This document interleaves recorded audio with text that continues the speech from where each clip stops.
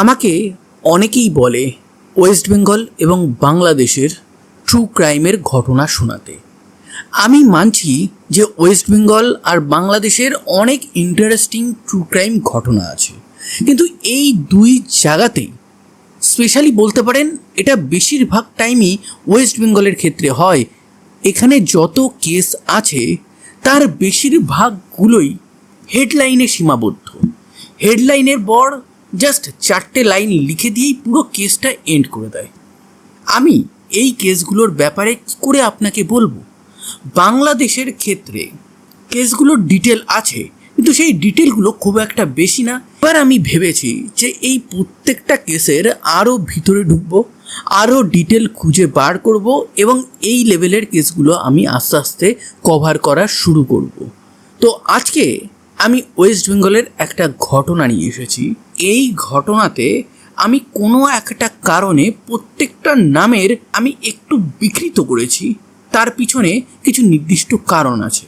কারণগুলো দয়া করে আমাকে জিজ্ঞাসা করবেন না। তো চলুন এবার ঘটনাটা শুরু করা যাক। রামবাবু এক্স ইন্ডিয়ান আর্মি, তিনি আর্মি থেকে রিটায়ার তো হয়ে গেছিলেন, কিন্তু তারপরেও আর্মির যে নিয়ম আছে, সততা আছে, সেটা দৈনন্দিন জীবনে সে প্রত্যেক দিন মেনটেন করত। তারপর তার রুটিনটা কিছুটা এরকম ছিল, প্রত্যেক দিন সকালবেলা সে 6টার সময় উঠে রানিং করত। সমাজে কোনো অপরাধ সংগঠিত হচ্ছে, কোনো নেশার আসর বসেছে, তাসের আসর বসেছে, এরকম প্রত্যেকটা ক্ষেত্রে সে কিন্তু প্রতিবাদ করত। কয়েকদিনের মধ্যেই তার এরিয়ার লোক জানতে পারে এই এক্স সার্ভিসম্যান সে কিন্তু একটা প্রতিবাদী মানুষ। এক্স সার্ভিসম্যানের ওয়াইফ, তার নাম হচ্ছে রানী, তিনি হাউস মেকার। দীর্ঘদিন সে তার হাজব্যান্ডকে কাছে পাননি। তার 2 মেয়ের বিয়ে হয়ে গেছে, সে বাইরে থাকে, আর ছোট মেয়ে জাস্ট তাদের বাড়ির থেকে 7 কিলোমিটার দূরে একটা জায়গাতে থাকে। 2 মেয়েই সেটেলড। এরপরে রামবাবু আর রানী ম্যাডামের জীবনে কিছু এমন ঘটনা ঘটতে চলেছিল যেটা রীতিমতন তাদের লাইফ ট্র্যাককেই চেঞ্জ করে দেবে। কি হয়েছিল তাদের সাথে? একদিন সকালবেলা তাদের বাড়ির জাস্ট পিছনেই যে বাড়ি আছে সেই বাড়িতে কান্নার রোল ওঠে। সঙ্গে সঙ্গে রামবাবু সে ওই বাড়িতে যায় এবং ওই বাড়িতে গিয়ে জানতে পারে যে ওই বাড়ির মেয়ে, যাকে সে নিজের ভাগ্নির মতন দেখত, সে পালিয়ে গেছে এবং পালিয়ে গেছে তাদেরই এক প্রতিবেশী তনয়ের সাথে। এবার এই তনয় সে কীরকম? সে একটু ক্রিমিনাল মাইন্ডেড। তার নামে একাধিক কেস থানাতে আছে। তাকে পাড়ার লোকরা খুব একটা ভালো বলে না। এরকম একটা ছেলের সাথে কেউ পালিয়ে গেলে বিপদ যে কোনো সময় যা কিছু হতে পারে। মেয়েটাকে মুম্বাই, দিল্লি, ব্যাঙ্গালোর, দুবাই কোথাও একটা বেচে দিতে পারে, তাকে মেরেও ফেলতে পারে। তো তার খোঁজ খবর নেওয়া খুবই দরকারি। রামবাবু সেই ফ্যামিলিকে নিয়ে সঙ্গে সঙ্গে থানাতে যায়। থানাতে গিয়ে পুরো ব্যাপারটা বলে। এবার থানা থেকে বলা হয় যেহেতু মেয়েটার বয়স 18-র বেশি, তো তারা কি করবে? একটা মেয়ে যার বয়স 18-র বেশি, সে নিজের ইচ্ছাতে যেখানে খুশি যেতে পারে, সে তার বাড়িও ছাড়তে পারে। কিন্তু রামবাবু বলে যে দেখুন, মেয়েটা হঠাৎ করেই চলে গেছে, তো সেই ক্ষেত্রে মেয়েটার তো কোনো ক্ষতি হতে পারে। আপনার যদি একটা মেয়ে থাকতো, আপনি কি এরকম বলতে পারতেন? তখন রামবাবুর এই কথাতে পুলিশ তদন্ত শুরু করে এবং পুলিশের তদন্তে পুলিশ এই তনয় আর সেই মেয়েটাকে কোনো রকমভাবে সারা দেশে কোথাও খুঁজে পায় না। তারপর পুলিশ খবরির যে নেটওয়ার্ক আছে সেটা অ্যাক্টিভেট করে।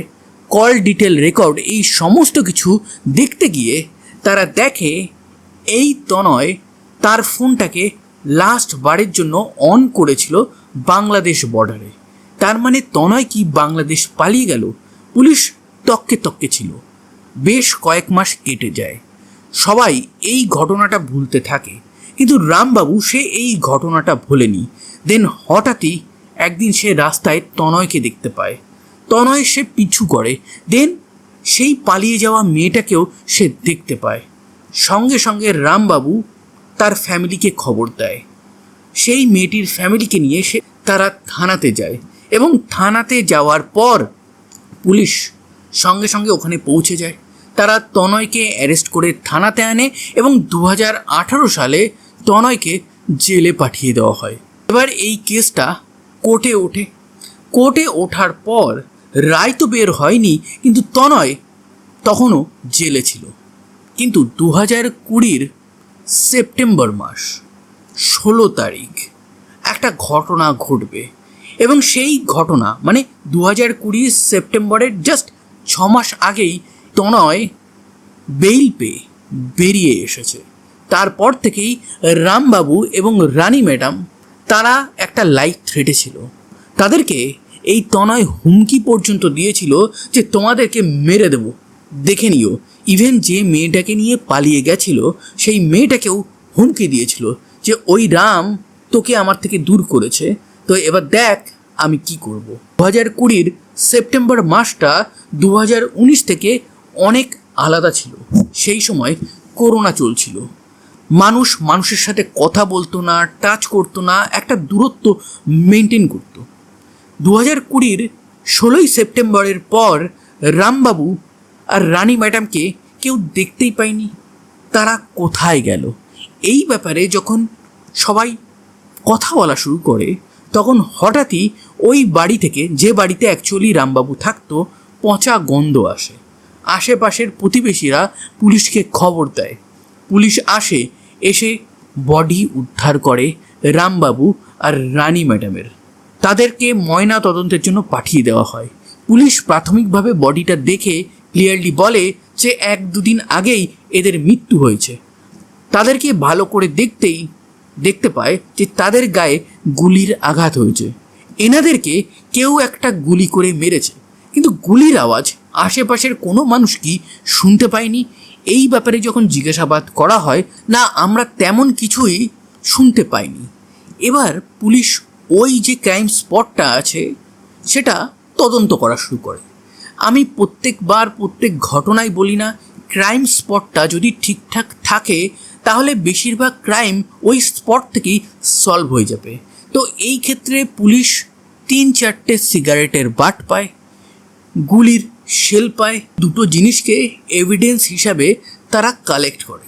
তারপর তারা পুরো বাড়িটা ভালো করে দেখে এবং দেখে একটা জায়গায় গিয়ে থমকে যায়। তারা দেখতে পায় যে বাড়ির মেইন গেটে কোনো ফোর্স এন্ট্রি নেই। এবার বাড়ির মেইন গেটে ফোর্স এন্ট্রি নেই, তাহলে কে গুলি করলো? তারা আবার এটা ভাবতে থাকে রামবাবু নিজে এই কর্মকাণ্ড ঘটায়নি তো। তখন এই রামবাবু এবং রানী ম্যাডামের যে ছোট মেয়ে আছে, যার নাম হচ্ছে নিবু, সে বলে যে আমার মা বাবা তারা একদম মেন্টালি সুস্থ ছিল, তাদের কোনো রকম প্রবলেম ছিল না, আমার বাবা এক্স সার্ভিসম্যান, তো সে এরকম কোনো কিছু ঘটাতেই পারে না। মেয়ের কথা শুনে পুলিশ ওই বাড়ির আরও প্রত্যেকটা জায়গা দেখতে থাকে এবং প্রত্যেকটা অ্যাঙ্গেলে কোনো না কোনো সূত্র, ক্লু খুঁজতে থাকে। তারা এবার ছাদের দিকে যেতেই তাদের চক্ষু চড়ক গাছ হয়ে যায়। যে বাড়িতে দুটো মৃতদেহ পড়ে আছে সেই বাড়ির ছাদের দরজাটা আনলক, পুরো খোলা নেই কিন্তু ভেজানো আছে। তার মানে ছাদ থেকে কি কেউ এসেছিল? এবার পুলিশ ওই জায়গাটা ভালো করে দেখে, তারা তেমন কোনো প্রমাণ পায়নি। কিন্তু যেহেতু তারা রামবাবুর ব্যাপারে কম বেশি জেনেছে, রামবাবু যথেষ্ট সচেতন ছিল। আমাদের বাঙালি যে কোনো হাউস হোল্ডে রাত্রেবেলা বাড়ির যারা বড়রা আছে তারা একবার অন্তত বলবে যে ছাদের দরজা কাপড় তোলার পর দিয়ে এসেছিলে তো, বলা হয় কি হয় না? তো এই ক্ষেত্রে রামবাবু এবং রানী ম্যাডাম যেহেতু এখানে একা থাকতো, সেহেতু তারা এই ভুলটা করবে পুলিশের না কোথাও একটা মানতে প্রবলেম হচ্ছিল। আশেপাশে প্রতিবেশীদের কাছ থেকে যখন রামবাবুর ব্যাপারে পুলিশ শোনে, তখন পুলিশ মেনলি টার্গেট করেছিল যে রামবাবু কি সিগারেট খায়। তখন বেশিরভাগ লোকই না আন্ত করেছিল, সবাই ঠিকঠাক করে বলতে পারেনি। তার মানে পুলিশ বুঝতে পারে যে রামবাবু মোস্ট প্রবলি শখে হয়তো 1-2 সিগারেট খায়। সে যদি চেইন স্মোকার হতো তাহলে কম বেশি বোঝা যেত, পরে আরও অনেক সিগারেটের ছাই পাওয়া যেত। কিন্তু এখানে পাওয়া গেছে 3-4টে সিগারেটের বাট আর কিছু ছাই। তো এই জায়গাতে এসে পুলিশ বুঝতে পারে ওই ছাদের দরজা থেকেই মেনলি কেউ একটা এসে এনাদেরকে মেরেছিল। এবং যখন এনাদেরকে মারা হয়েছিল তারা কিন্তু ঘুমন্ত অবস্থায় ছিল না, তারা জাগ্রত ছিল। এবার ভাবে যে ঘরের মধ্যে কি কোনো লুটপাট বা অন্য কিছু হয়েছে, কোনো ইম্পর্টেন্ট জিনিস, সোনা গয়না কি কোনো চুরি হয়েছে। তাদের মেয়েকে ডেকে দেখানো হয়। তাদের মেয়ে বলে যে দেখুন, মা বাবা ঘরের কোথায় কত কি টাকা কি জিনিসপত্র রাখতো সেই ব্যাপারে আমি খুব একটা জানি না, আপনারাই তদন্ত করে দেখুন। মেয়ের এই কথা শুনে তারা একটু অবাক হয়ে যায়। তারা তদন্ত করে এবং তদন্ত করে বাড়িতে তেমন কোনো ভ্যালুয়েবল জিনিস তারা পায় না। তারা জানতে পারে এনারা ব্যাংকে সমস্ত কিছু রাখতো, সামান্য কিছু ক্যাশ ছিল এবং সেই ক্যাশের কোনোটাতেই কেউ কিছুতে টাচ করেনি। তো সেই ক্ষেত্রে লুটপাটের অ্যাঙ্গেলটা এখান থেকে মোটামুটি ডিলিট হয়ে যায়। তাহলে লুটপাট যদি না করা হয়ে থাকে তাহলে এই ঘরের মধ্যে অন্য কিছু কি ছিল, কোনো করাপশান বা কোনো সমাজে অপরাধিক গতিবিধির এগেনস্টে কোনো কিছু ছিল কি। এই কারণে আশেপাশে যত গ্রুপ যারা অ্যান্টি সোশ্যাল কাজকর্ম করতো তাদেরকে জিজ্ঞাসাবাদ করা হয়, কিন্তু এখান থেকেও পুলিশ তেমন কোনো সূত্র পায়নি। এবার তার মানে কি, তারা চিৎকার চেঁচামেচি কেন করেনি? যারা এসেছিল এই বাড়ি থেকে তাদেরকে কি চিনত? ফাইট কি দিয়েছিল রামবাবু? এই সমস্ত কিছু ময়না তদন্তের রিপোর্টে বেরিয়ে আসে। ময়না তদন্তের রিপোর্টে বলা হয় রামবাবু একটু ফাইট করার ট্রাই করেছিল, কিন্তু তার আগেই তার ওয়াইফ রানী ম্যাডামকে ডাইরেক্টলি গুলি করে মারা হয়েছিল। তারপর রামবাবুকেও সোজা গুলি করা হয় এবং এক এক গুলিতেই এনাদের দুজনের মৃত্যু হয়ে যায়। পুলিশ রামবাবুর প্রতিবেশী এবং তার মেয়েকে জিজ্ঞাসাবাদ করে।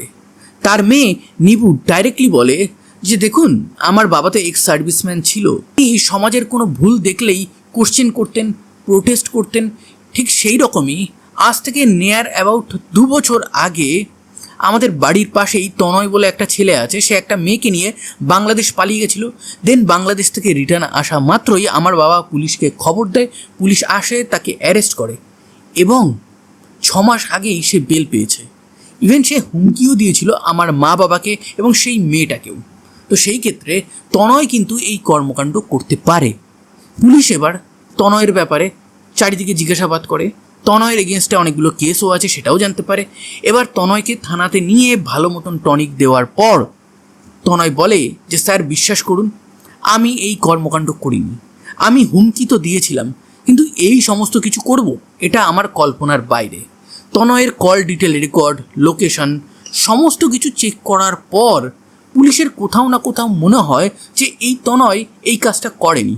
তার উপর সন্দেহ তো পুলিশ করেছে, তাকে লিস্টেও তো রেখেছে, কিন্তু সেই সময় তাকে বেনিফিট অফ ডাউট দিয়ে ছেড়ে দেওয়া হয় থানা থেকে এবং তাকে বলা হয় যে তুমি এই শহর কিন্তু ছাড়বে না, আর যদি ছাড়তেই হয় তাহলে আমাদের পারমিশন নিতে হবে। পুলিশ বাণীপুরের প্রত্যেকটা জায়গায় জায়গায় এই জিনিসের ব্যাপারে খোঁজখবর করতে থাকে এবং এই মার্ডারের ব্যাপারে যেহেতু সবাই জেনে গেছিলো সেহেতু পুলিশের খবরিরাও অ্যাক্টিভেট হয়ে গেছিল। এবার পুলিশ কোনো সূত্র মারফত জানতে পারে যে এই যে নিবু আছে তার যে হাজব্যান্ড আছে যার নাম হচ্ছে সান্টি, আমি এখানে নামগুলো একটু চেঞ্জ করে দিয়েছি, এখানে যাদের যা নাম বলেছি সেই নামগুলো হাফ হাফ করে বা একটা দুটো অক্ষর চেঞ্জ করে বলেছি। তার পিছনে কারণ আছে। এই ক্ষেত্রে পুলিশ জানতে পারে নিবুর হাজব্যান্ড সান্টি সে অনেক দেনাদায়ক। সান্টির মুদির দোকান আছে, মুদির দোকান খুব একটা ভালো চলে না, কিন্তু সে নিয়ার অ্যাবাউট 7 থেকে 8 লাখ মতন লোন করে ফেলেছিল এবং তার বাড়িতে প্রত্যেক দিনই পাওনাদাররা যেত, তারা নানান রকমভাবে ঝামেলা অশান্তি করত এবং এটাও তারা জানতে পারে নিবু আর সান্টি টাকার জন্য এই রামবাবু এবং রানী ম্যাডামের উপর চাপ দিচ্ছিল। তারা বলছিল যে তোমাদের তো বয়স হয়ে গেছে, তো এই জমি জমা বিক্রি করে যা টাকা হয় সেটা ব্যাংকে রেখে তোমরা আমাদের কাছে চলে আসো। কিন্তু রামবাবু আর রানী ম্যাডাম কখনো এই জিনিসটা করতে চাইতো না। তারা ডাইরেক্টলি নিবুকে বলেছিল যে যদি মরতে হয় এই বাড়িতেই মরব, আমাদের মৃত্যুর পর এই বাড়ি নিয়ে যা করার সেটা তোরা দুজন করে নিস। মানে নিবু আর নিবুর বড় বোন তো বাইরে থাকে। তো এইটা নিয়ে কম বেশি টুকটাক ঝামেলা চলছিল। পুলিশ তদন্তের এরিয়াটা বাড়ায় এবং নিবু আর এই যে সান্টি আছে তাদের কল ডিটেল রেকর্ড সেটা চেক করতে থাকে এবং সেটা চেক করতেই তারা দেখতে পায় এই দুজনের কল লিস্টে একটা নাম বারবার আসছে, সুজয় নামক এক ড্রাইভার। এই সুজয়ের সাথে তাদের কিসের সম্পর্ক? সুজয়কে তারা ফলো করে। সুজয়ের এগেনস্টে আগে টুকটাক ক্রাইম রেজিস্টার্ড আছে, সে একজন ড্রাইভার।